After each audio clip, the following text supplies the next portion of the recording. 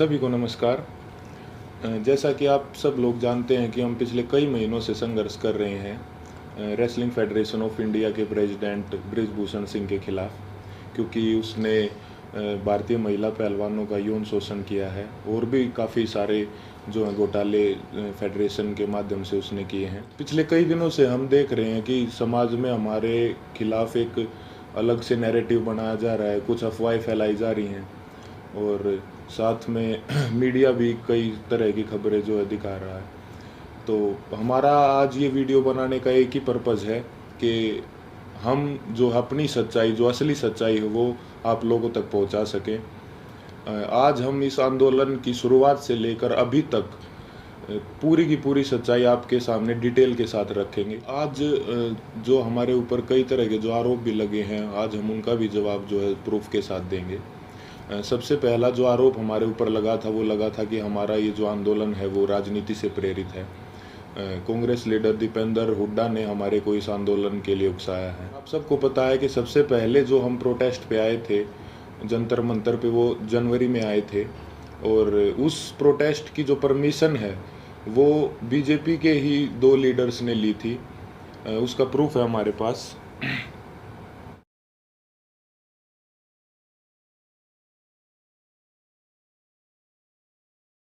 Protest की जो permission जो जंतर मंतर थाने से ली गई थी वो बीजेपी लीडर तीर्थ राणा और बीजेपी लीडर बबीता फोगाट ने जो वो परमिशन ली थी, जिसका प्रूफ भी अभी हमने आपको दिखाया।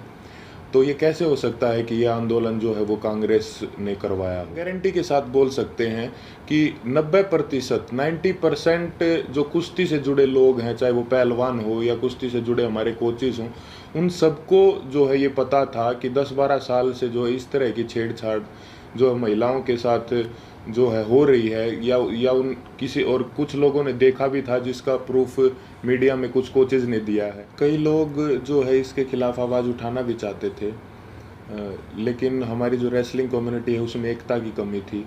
अगर किसी ने जो सिंगल अगर ये आवाज़ उठाने का फैसला भी किया तो वो बात जो है रेसलिंग जो है फेडरेशन के प्रेसिडेंट तक पहुंच जाती थी और उस आदमी के कैरियर में दिक्कत आना स्टार्ट हो जाती थी। लगातार और बार बार हमने सभी को बताया है कि जो हमारी लड़ाई वो सरकार के खिलाफ नहीं है, हमारी लड़ाई जो है रेसलिंग फेडरेशन के प्रेसिडेंट के खिलाफ है, क्योंकि जो भी शोषण उसने किया है, जो भी रेसलिंग के लिए गलत किया है, वो उसने फेडरेशन के पद पर बने रहते हुए किया है। और हमारी लड़ाई सरकार से वैसे भी नहीं हो सकती, क्योंकि जो मैंने अभी आपको पीछे बताया कि जो है बृजभूषण भी जो है वो रूलिंग पार्टी से ही सांसद है और जो जिन्होंने प्रोटेस्ट की परमिशन ली वो भी जो है बीजेपी के ही लीडर हैं। तो इससे तो ये साफ होता है कि भाई हमारी लड़ाई सरकार के साथ नहीं थी। और हमारे ऊपर दूसरा आरोप ये भी था कि हम इतने टाइम तक चुप क्यों थे। तो इसके कई कारण हैं। सबसे पहले तो एकता की बहुत कमी थी, एक साथ कभी हम हो ही नहीं पाए। और इसका दूसरा कारण तो आप समझ ही सकते हैं कि माइनर जो लड़की जिसने 161 के बयान दिए, फिर 164 के, उसके कई दिन बाद जो है उसने अपने बयान बदले, क्योंकि उसके परिवार को डराया गया, धमकाया गया। तो सिंगल आवाज़ उठा भी कैसे सकते थे। कुश्ती में आने वाले सभी खिलाड़ी बहुत ही गरीब परिवार से होते हैं, उनमें हिम्मत नहीं होती वो इतनी बड़ी व्यवस्था और इतने पावरफुल आदमी के खिलाफ आवाज़ उठा सके। और वो सब आप लोगों ने महसूस भी कर लिया होगा कि इंडिया के टॉप रेसलर्स ने मिलकर आवाज़ उठाई और उसके बावजूद भी उन्हें किन किन हालातों से गुजरना पड़ा। 28 तारीख को महिला पहलवानों के साथ जो व्यवहार हुआ वो पूरे देश ने देखा है। कैसे उनको ज़बरदस्ती घसीटा गया और कैसे जो उनको ज़बरदस्ती अरेस्ट किया गया, जबकि हमने कोई भी जो है कानून नहीं तोड़ा था, ना ही किसी संविधान का उल्लंघन किया था। फिर भी हमारे ऊपर जो है इतना ज़ोर ज़बरदस्ती का और इतना बर्बर व्यवहार जो है किया गया पुलिस प्रशासन द्वारा। हम आप सबको ये क्लियर कर देना चाहते हैं कि जो 28 मई की जो महिला सम्मान महापंचायत की जो कॉल थी वो हमने नहीं दी थी, वो हमारे खाप चौधरियों ने दी थी महम में पंचायत के बाद।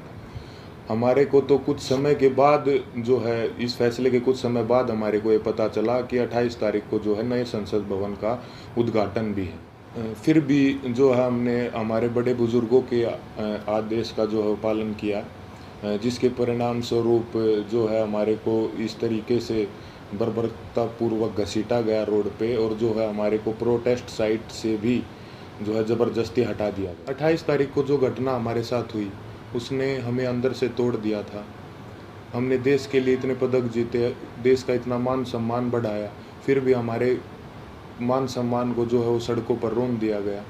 उस घटना के बाद हम जो है इतने आहत हो गए थे, इतने परेशान हो गए थे कि वो बात हम वर्ड्स में भी नहीं बता सकते। हमें कुछ समझ नहीं आ रहा था कि हमारे साथ ये क्यों हुआ।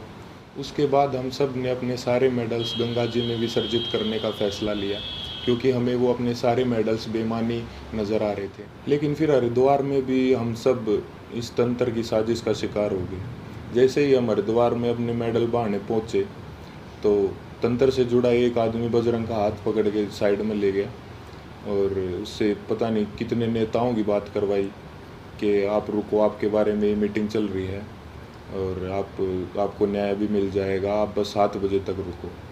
और कैसे भी करके जो है 7 बजे तक बजरंग को जो है रोक के रखा, और एग्जैक्ट 7 बजे तंत्र से जुड़े और भी इसी तंत्र से जुड़े लोग पता नहीं कितनी संख्या में वहाँ पर पहुँच जाते हैं। और वहाँ पे जो है व्यवस्था इस तरह की बन जाती है कि अगर उसके बाद हम मेडल बांटे जाते तो वहाँ पे हिंसा भी हो जाती। तो वहाँ भी हमने फिर समझदारी जो है दिखाई और जो है रुकने का निर्णय लिया कि अभी हम रुक जाते हैं।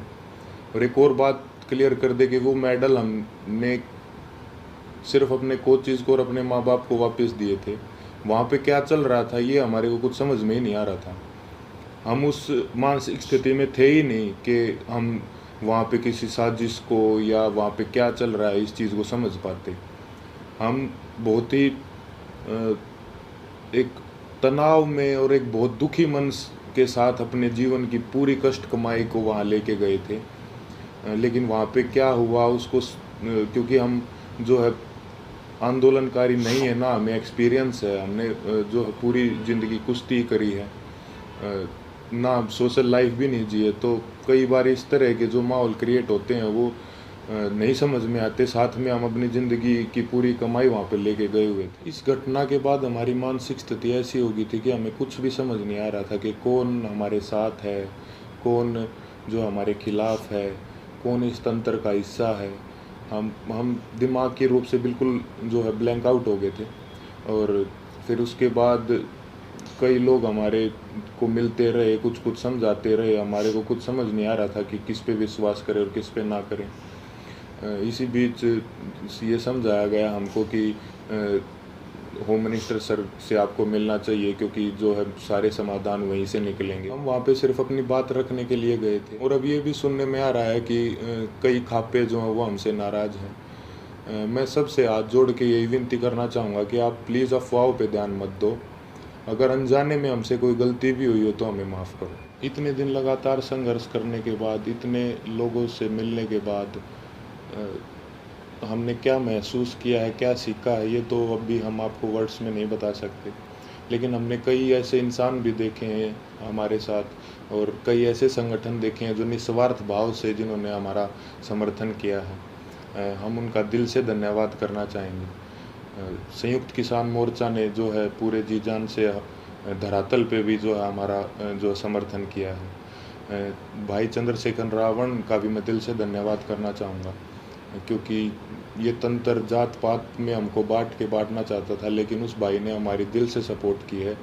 तो चंद्रशेखर भाई का भी दिल से धन्यवाद। सत्यपाल मलिक जी का भी मैं धन्यवाद करना चाहूँगा कि उन्होंने हमारे को प्रेरित किया कि कैसे बेबाकी से अपनी बात जो है रखी जाती है। साथ ही सभी महिला संगठनों का भी मैं जो है दिल से धन्यवाद करना चाहूँगा कि उन्होंने जितनी ताकत उनमें थी हमारा सपोर्ट किया है। साथ ही छात्रों का भी, हर एक उस इंसान का जो निस्वार्थ भाव से हमारे पास हमारे समर्थन के लिए आए हैं, उनका हम दिल से धन्यवाद करना चाहेंगे।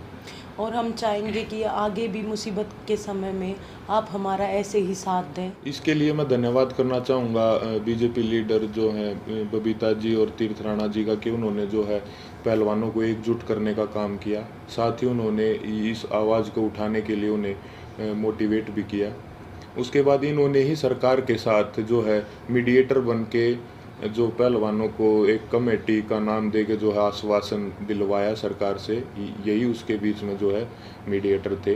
हालांकि वो बस एक आश्वासन ही निकला, क्योंकि उसके बाद जो है उस कमेटी का कोई रिजल्ट नहीं निकला और रेसलिंग फेडरेशन ने अपना काम वापस से वैसे ही सुचारू रूप से जारी रखा, जिसकी वजह से फिर हमें 3 महीने के बाद वेट करके जब हमें न्याय नहीं मिला तो हमें दोबारा जो है वो जंतर मंतर पर आना पड़ा। हम अपने माध्यम से सभी देशवासियों को ये संदेश भी देना चाहते हैं कि कभी भी किसी के साथ भी अगर कोई अन्याय होता है तो हमें जो है हमेशा ही एकजुट होने की जो ज़रूरत रहती है और होना चाहिए हमें एकजुट, क्योंकि हमने इतने इस दौर में यही महसूस किया कि कहीं ना कहीं ये तंत्र हमारी एकता की कमी है, जो हम बटे हुए हैं उसका ही ये फ़ायदा उठाता है।